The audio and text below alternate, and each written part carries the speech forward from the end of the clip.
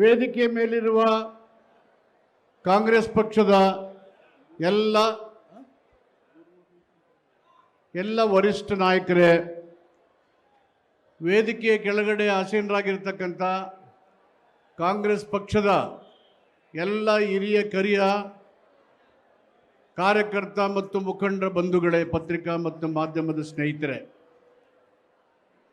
ದೇಶದಲ್ಲಿ ಬಿಜೆಪಿ ಸರ್ಕಾರ ಬಂದ ಮೇಲೆ ಸಾಮಾನ್ಯ ಜನರ ದುಡಿಯುವ ಹಕ್ಕು ಮತ್ತು ಬದುಕುವ ಹಕ್ಕನ್ನು ಮೊಟಕುಗೊಳಿಸುವಂಥ ಸಂವಿಧಾನ ವಿರೋಧಿ ನೀತಿಗಳನ್ನು, ಕಾಯ್ದೆಗಳನ್ನು ಬಿಜೆಪಿ ಸರ್ಕಾರ ತಂದು ಜನಸಾಮಾನ್ಯರು, ದೀನದಲಿತರು, ಹಿಂದುಳಿದವರು, ಮಹಿಳೆಯರು ಟೊಂಕ ಬಗ್ಗಿಸಿ ಕೈಕಟ್ಟಿ ಸರ್ಕಾರದ ಮುಂದೆ, ಬಿಜೆಪಿಯ ಮುಂದೆ ಅಂಗಲಾಚು ನಿಲ್ಲುವಂಥ ಊಳಿಗಮಾನಗ ಪದ್ಧತಿಯನ್ನು ಅನುಸರಿಸುವಂಥ ಕ್ರಮ ಇವತ್ತು ಕಾಂಗ್ರೆಸ್ಸನ್ನು ನಿದ್ದೆಗೆಡಿಸಿದೆ. ಬಂಧುಗಳೇ, ಬ್ರಿಟಿಷ್ ಅವರು ಭಾರತ ದೇಶಕ್ಕೆ ಸ್ವತಂತ್ರವನ್ನು ಕೊಡುವ ಸಂದರ್ಭದಲ್ಲಿ ಈ ದೇಶದ ಆಡಳಿತದ ಸೂತ್ರವನ್ನು ಹಿಡಿದಂಥ ಜನರು ತಮ್ಮದೇ ಆದಂಥ ಕಾನೂನುಗಳ ಮೂಲಕ ರಾಜ್ಯವನ್ನು, ದೇಶವನ್ನು, ದೇಶದ ಜನರ ಹಕ್ಕನ್ನು ರಕ್ಷಣೆ ಮಾಡಬೇಕು ಅಂತ ಹೇಳಿ ಬಾಬಾ ಸಾಹೇಬ್ ಅಂಬೇಡ್ಕರ್ ಅವರ ನೇತೃತ್ವದಲ್ಲಿ ಸಂವಿಧಾನದ ರಚನೆಯ ಸಮಿತಿಯನ್ನು ಮಾಡಿ ಪ್ರಪಂಚದಲ್ಲೇ ಶ್ರೇಷ್ಠವಾದಂಥ ಸಂವಿಧಾನವನ್ನು ಕೊಟ್ಟಿದೆ. ಈ ಒಂದು ಸಂವಿಧಾನ ಭಾರತ ದೇಶದ 140 ಕೋಟಿ ಜನರ ಹಕ್ಕನ್ನು ರಕ್ಷಣೆ ಮಾಡುವಂಥ ಶ್ರೇಷ್ಠ ಸಂವಿಧಾನ. ಅದರಲ್ಲಿ ಎಲ್ಲ ಜನರಿಗೆ ಸ್ವಾಭಿಮಾನ, ಆತ್ಮಗೌರವ, ಸ್ಥಾನಮಾನ, ಅವಕಾಶಗಳು ಮತ್ತು ಬದುಕುವ ಹಕ್ಕನ್ನು ಒದಗಿಸಿಕೊಟ್ಟಿದೆ. ಅದೇ ರೀತಿಯಲ್ಲಿ ದುಡಿಯುವುದು ಮತ್ತು ಬದುಕುವುದು ಜನರ ಮೂಲಭೂತ ಹಕ್ಕು. ಈ ಎರಡು ಹಕ್ಕುಗಳನ್ನು ಕಸಿದುಕೊಳ್ಳಲಿಕ್ಕೆ ಇತ್ತೀಚೆಗೆ ತರಾತುರಿನಲ್ಲಿ ಒಂದು ದಿನದ ಒಳಗಡೆನೆ ಮನಮೋಹನ್ ಸಿಂಗ್ರವರು UPA ಸರ್ಕಾರ ಇದ್ದಾಗ 2005ನೇ ಇಸ್ವಿಲಿ ತಂದಂಥ ಮಹಾತ್ಮ ಗಾಂಧಿ ಗ್ರಾಮೀಣ ಉದ್ಯೋಗ ಭರವಸೆ ಯೋಜನೆಯನ್ನು ತಿರುಚಿ ಅದನ್ನು ಸಂಪೂರ್ಣವಾಗಿ ನಿಷ್ಕ್ರಿಯಗೊಳಿಸಿ ಹೊಸದಾಗಿ VG ರಾಮ್ಜಿ ಅನ್ನುವ ಒಂದು ಕಾರ್ಯಕ್ರಮವನ್ನು ತಂದಿದ್ದಾರೆ. ಈ ಕಾರ್ಯಕ್ರಮದ ಮೂಲಕ ಕೇಂದ್ರ ಸರ್ಕಾರ ನೇರವಾಗಿ ರಾಜಕೀಯವಾಗಿ, ಆರ್ಥಿಕವಾಗಿ, ಸಂವೈಧಾನಿಕವಾಗಿ ವಿರುದ್ಧ ನೀತಿಗಳನ್ನು ತಡೆದಿದ್ದಾರೆ. ರಾಜಕೀಯವಾಗಿ ಅವರು ತಡೆದಿರತಕ್ಕಂಥ ನಿಲುವು, ಒಂದು ಯೋಜನೆಯನ್ನು ನಿರೂಪಿಸುವಾಗ ಕೇಂದ್ರ ಮತ್ತು ರಾಜ್ಯ ಸರ್ಕಾರಗಳ ಪಾಲುದಾರಿಕೆ ಬಂದಾಗ ಕೇಂದ್ರ ಸರ್ಕಾರ ರಾಜ್ಯ ಸರ್ಕಾರದೊಂದಿಗೆ ಸಂಪರ್ಕ ಹೊಂದಿ ಸಂವಾದ ಮಾಡಿ ಯೋಜನೆಯನ್ನು ನಿರೂಪಿಸಬೇಕಾಗಿತ್ತು. ಅದನ್ನು ಮಾಡದೇನೆ ನಾವು 60% ಕೊಡ್ತೀವಿ, ನೀವು 40% ಕೊಡಿ ಈ ಯೋಜನೆಗೆ ಅಂತ ಹೇಳಿ ನೇರವಾಗಿ ರಾಜಕೀಯವಾಗಿ ಒಂದು ಗಣತಂತ್ರದ ವ್ಯವಸ್ಥೆಯನ್ನು ಬಲಹೀನಗೊಳಿಸುವಂಥ ರಾಜಕೀಯ ಸರ್ವಾಧಿಕಾರಣ ಧೋರಣೆಯನ್ನು ಅನುಸರಿಸಿದ್ದಾರೆ. ಹಣಕಾಸು ಆಯೋಗದ ಮೂಲಕ ರಾಜ್ಯದ ಪಾಲುಗಳನ್ನು ಕೊಡುವಾಗ ರಾಜ್ಯಕ್ಕೆ ನ್ಯಾಯಸಮ್ಮತವಾದಂಥ ಇದನ್ನು ಕೊಡಬೇಕಾಗಿತ್ತು. ಅದನ್ನು ಧಿಕ್ಕರಿಸಿದರೆ ಸಂವೈಧಾನಿಕವಾಗಿ ಕೋಆಪರೇಟಿವ್ ಫೆಡರಲ್ ಫಂಕ್ಷನಿಂಗ್, ಸಹಕಾರ ಗಣತಂತ್ರದ ವ್ಯವಸ್ಥೆಯನ್ನು ನಾಶ ಮಾಡಿ ಇವತ್ತು ಏಕಮುಖವಾಗಿ ನಾವು ತಂದಂಥ ಉದ್ಯೋಗ ಭರವಸೆ ಯೋಜನೆ ಹೆಸರಿಟ್ಟಿದ್ದು ಮಹಾತ್ಮ ಗಾಂಧೀಜಿಯವರು ನಮ್ಮ ದೇಶದ ಸ್ವಾತಂತ್ರ್ಯದ ಪಿತಾಮಹ. ಇಡೀ ದೇಶ ಮತ್ತು ಇಡೀ ಪ್ರಪಂಚ ಗೌರವಿಸುವಂಥ ಒಂದು ಮಹಾನ್ ಶಕ್ತಿ. ಅವರ ಹೆಸರಿಗೆ ಕಳಂಕ ಬರೋ ರೀತಿಯಲ್ಲಿ, ರಾಷ್ಟ್ರಕ್ಕೆ ಅವಮಾನ ಆಗೋದ ರೀತಿಯಲ್ಲಿ ಮಹಾತ್ಮ ಗಾಂಧಿಯವರ ಹೆಸರನ್ನೇ ತೆಗೆದುಹಾಕಿದ್ದಾರೆ. ಅದರ ಜೊತೆಗೆ ಇವತ್ತು ಏನು ಕೋವಿಡ್ ಸಂದರ್ಭದಲ್ಲಿ ಸಂಕಷ್ಟದ ಕಾಲ ಇತ್ತು, ಪ್ರಧಾನಮಂತ್ರಿಗಳು ದೇಶದ ಜನರನ್ನು ವೈಜ್ಞಾನಿಕವಾಗಿ ರಕ್ಷಣೆ ಮಾಡುವ ಬದಲು ಜನರನ್ನು ಉದ್ದೇಶಿಸಿ ನೀವು ಜಾಗಟೆ ಬಾರಿಸಿ, ಚಪ್ಪಾಳೆ ಹೊಡೆಯಿರಿ, ದೀಪ ಬೆಳಗಿಸಿ ಅಂತ ಹೇಳಿ ಮೂಢನಂಬಿಕೆಯಂಥ ವಿಚಾರಗಳನ್ನು ಜನರ ಮನೆಗೆ ತುಂಬಿಸಿ ಜನರ ಜೀವನ ಜೊತೆಗೆ ಚೆಲ್ಲಾಟ ಆಡಿದಂಥ ಉದಾಹರಣೆಯನ್ನು ಇಡೀ ದೇಶ ಅರ್ಥೈಸಿಕೊಂಡಿದ್ದಾರೆ. ಬಂಧುಗಳೇ, ಇವತ್ತು ಏನು ಉದ್ಯೋಗ ಭರವಸೆ ಯೋಜನೆ ಮುಖಾಂತರ ಸಂವಿಧಾನಕ್ಕೆ ತಿದ್ದುಪಡಿಯನ್ನು ತಂದು ಜನರ ಮೂಲಭೂತ ಹಕ್ಕುಗಳಂತ ಬದುಕುವುದು ಮತ್ತು ದುಡಿಯುವುದನ್ನು ಒದಗಿಸಿದ್ರು ಮನಮೋಹನ್ ಸಿಂಗ್ ರವರು. ಸಂಪೂರ್ಣವಾಗಿ ಅವರು ತೊಡೆದಾಕಿದ್ದಾರೆ. ಕಡ್ಡಾಯವಾಗಿ 100 ದಿನ ಕೆಲಸ ಕೊಡಲೇಬೇಕಾಗಿತ್ತು. ಕೆಲಸ ಸಿಕ್ಕಿದ್ರೆ ಕೆಲಸಕ್ಕೆ ಪರ್ಯಾಯವಾದಂಥ ಒಂದು ಯೋಜನೆಯನ್ನ ಅಥವಾ ಪೆನ್ಷನ್ನ ಅಥವಾ ಉದ್ಯೋಗದ ಲಾಭವನ್ನು ಕೆಲಸ ಮಾಡದಿದ್ರು ಕೊಡ್ತಕ್ಕಂಥ ಒಂದು ಅವಶ್ಯಕತೆ ಅವಕಾಶ ಇತ್ತು. ಅದನ್ನು ತೆಗೆದುಹಾಕಿದ್ದಾರೆ. ಕರ್ನಾಟಕ ದೇಶದಲ್ಲಿ 12 ಕೋಟಿ ಜನ ದಲಿತರು, ಹಿಂದುಳಿದವರು, ಮಹಿಳೆಯರು, ಸಣ್ಣ ಮತ್ತು ಅತಿ ಸಣ್ಣ ರೈತರು ಈ ಉದ್ಯೋಗ ಭರವಸೆಯನ್ನು ಏಜಿ ಕೆಲಸ ಮಾಡ್ತಾ ಇರ್ತಕ್ಕಂಥದಕ್ಕೆ ತಿಲಾಂಜಲಿಯನ್ನು ಇಟ್ಟಿದ್ದಾರೆ. 20% ಅಸೆಟ್ ಕ್ರಿಯೇಟ್ ಆಗ್ತಾ ಇತ್ತು.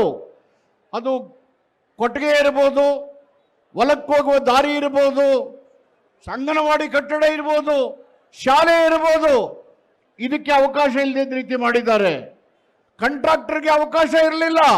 ನೇರವಾಗಿ ಜನರು ವಲಸೆ ಹೋಗೋದನ್ನು ಬಿಟ್ಟು ಆಯಾ ಊರಲ್ಲೇ ಕೆರೆ ಕಟ್ಟುವುದನ್ನ, ರಸ್ತೆ ಮಾಡುವುದನ್ನ, ಬದುಗಳನ್ನು ತೋಡುವುದಕ್ಕೆ ಮುಕ್ತವಾದಂಥ ಅವಕಾಶಗಳಿದ್ದು ಅದನ್ನು ಸಂಪೂರ್ಣವಾಗಿ ನಿಷೇಧಿಸಿದ್ದಾರೆ. ಅವರು ಹೇಳಿದಂಥ ಊರುಗಳಲ್ಲಿ ಮಾತ್ರ ಕೆಲಸ ತಗೋಬೇಕು. ಕೇಂದ್ರ ಸರ್ಕಾರವೇ ಆಯ್ಕೆ ಮಾಡುತ್ತೆ. ಗ್ರಾಮ ಸಭೆಗೆ ಇದ್ದಂಥ ಪ್ರಜಾಸತ್ತಾತ್ಮಕ ಹಕ್ಕುಗಳನ್ನು ಸಂಪೂರ್ಣವಾಗಿ ನಿಷೇಧ ಮಾಡಿ ಕೇಂದ್ರ ಸರ್ಕಾರವೇ ಅವರಿಗೆ ಬೇಕಾದಂಥ ಊರುಗಳನ್ನು ಆಯ್ಕೆ ಮಾಡಿ ಗ್ರಾಮ ಸ್ವರಾಜ್ಯದ ಪರಿಕಲ್ಪನೆಗೆ, ಪಂಚಾಯತ್ ರಾಜ್ಯದ ಕಾಯ್ದೆಗೆ ತಿಲಾಂಜಲಿಯನ್ನು ಇಟ್ಟು ಅಧಿಕಾರದ ವಿಕೇಂದ್ರೀಕರಣದಲ್ಲಿ ಬಿಜೆಪಿಯವರಿಗೆ ನಂಬಿಕೆ ಇಲ್ಲ. ಜನರ ಕೈಗೆ ನೇರವಾಗಿ ರಾಜಕೀಯ ಅಧಿಕಾರ, ಹಣಕಾಸಿನ ಅಧಿಕಾರವನ್ನು ಕೊಡಲಿಕ್ಕೆ ಸಂವಿಧಾನದ 73ನೇ ವಿಧಿಗೆ ತಿದ್ದುಪಡಿಯನ್ನು ತಂದರು ರಾಜೀವ್ ಗಾಂಧಿ ಅವರಿದ್ದಾಗ. 73 ಮತ್ತು 74 ವಿಧಿಗಳ ತಿದ್ದುಪಡಿ ನೇರವಾಗಿ ಗ್ರಾಮೀಣ ಜನರಿಗೆ, ಸ್ಥಳೀಯ ಸಂಸ್ಥೆಗಳಿಗೆ ಅಧಿಕಾರ, ರಾಜಕೀಯ ಅಧಿಕಾರ ಮತ್ತು ಹಣಕಾಸಿನ ಅಧಿಕಾರವನ್ನು ಕೊಟ್ಟಿದ್ರು. ಈ ಒಂದು ನಿರ್ಧಾರಗಳ ಮೂಲಕ ಒಂದು ಏನು ಇವತ್ತು ಉದ್ಯೋಗ ಭರವಸೆ ಅಂತ ಒಂದು ಹೊಸ ಕಾನೂನನ್ನು ತಂದು ಗ್ರಾಮ ಸಭೆಯನ್ನು ನಿಷ್ಕ್ರಿಯಗೊಳಿಸಿದ್ದಾರೆ. ಗ್ರಾಮಗಳಿಗೆ ಏನು ಬೇಕು ಅಂತಕ್ಕಂಥದ್ದನ್ನು ಗ್ರಾಮ ಸಭೆಯಲ್ಲೇ ಚರ್ಚೆ ಮಾಡಿ ಅವರೇ ಆಯ್ಕೆಯನ್ನು ಮಾಡ್ತಕ್ಕಂಥ ಒಂದು ಅಧಿಕಾರವನ್ನು ಮೊಟಕುಗೊಳಿಸಿದ್ದಾರೆ. ಎಲ್ಲ ಗ್ರಾಮಗಳಲ್ಲಿ ಎಲ್ಲ ಕಾಲದಲ್ಲೂ ಉದ್ಯೋಗ ಸಿಗ್ತಾ ಇತ್ತು. ಆದರೆ ಈ ಕಾಯ್ದೆಯ ಮುಖಾಂತರ ಅವರು ಆಯ್ಕೆ ಮಾಡಿದಂತೆ ಊರುಗಳಲ್ಲಿ ಮಾತ್ರ ಕೆಲಸ ಮಾಡಬೇಕು. ಆ ಕೆಲಸ ಮಾಡುವವರು ನೇರವಾಗಿ ದೊಡ್ಡ ದೊಡ್ಡ ಕಾಂಟ್ರಾಕ್ಟ್ ಜೊತೆಯಲ್ಲಿ ಕಾಂಟ್ಯಾಕ್ಟ್ ಇರಬೇಕು. ಈ ರೀತಿಯ ಕಾಯ್ದೆಗಳ ಮುಖಾಂತರ ಇಡೀ ಅಧಿಕಾರದ ವಿಕೇಂದ್ರೀಕರಣವನ್ನು ನಿಷ್ಕ್ರಿಯಗೊಳಿಸ್ತಾ ಸಂವಿಧಾನ, ರಾಜಕೀಯ ಮತ್ತು ಹಣಕಾಸಿನ ದುರ್ಬಲಗಳನ್ನು ಕೊಡುವುದರ ಮುಖಾಂತರ ಸರ್ವಾಧಿಕಾರಿ ಧೋರಣೆಯನ್ನು ಈ ಒಂದು ಕಾಯ್ದೆಯ ಮೂಲಕ ತೋರಿಸಿದ್ದಾರೆ. ಇವತ್ತು ದೇಶದಲ್ಲಿ 12 ಕೋಟಿ ಜನ ಉದ್ಯೋಗ ಭರವಸೆಯ ಮುಖಾಂತರ ಜೀವನ ನಡೆಸ್ತಾ ಇದ್ದು. ಅದರಲ್ಲಿ 53% ಮಹಿಳೆಯರಿದ್ದಾರೆ, 17% ಎಸ್ಸಿಗಳಿದ್ದಾರೆ, 11% ಎಸ್ಟಿಗಳಿದ್ದಾರೆ. ಈ ಜನರ ಬದುಕು ಏನಾಗಬೇಕು? ಇದನ್ನೇ ನಂಬಿ ಬದುಕ್ತಾ ಇದ್ದಂತ ಸ್ವಾಭಿಮಾನ ಮತ್ತು ಸೌಹಾರ್ದದ ಪರಿಕಲ್ಪನೆ ದುಡಿದಂತ ಜನರ ಸ್ಥಿತಿಗತಿಗಳೇನಾಗಬೇಕು? ಇವರು ಯಾರ ಮುಂದೆ ಹೋಗ್ಬೇಕು? ಅವರು ಉದ್ಯೋಗ ಬೇಕು ಅಂತೇಳಿ ಅರ್ಜಿ ಹಾಕಿದ 15 ದಿನದಲ್ಲಿ ಕೆಲಸ ಸಿಗ್ತಾ ಇತ್ತು. ಈಗ ಅದಕ್ಕೆ ಅವಕಾಶ ಇಲ್ಲ. ಊರಿಗೆ ವಲಸೆ ಹೋಗ್ತಾ ಇದ್ರು, ಗುಡೆ ಹೋಗ್ತಾ ಇದ್ರು, ಅಸೆಟ್ಟನ್ನ ಕ್ರಿಯೇಟ್ ಮಾಡ್ತಾ ಇದ್ರು, ಸ್ವಾಭಿಮಾನದಿಂದ ಬದುಕ್ತಾ ಇದ್ರು.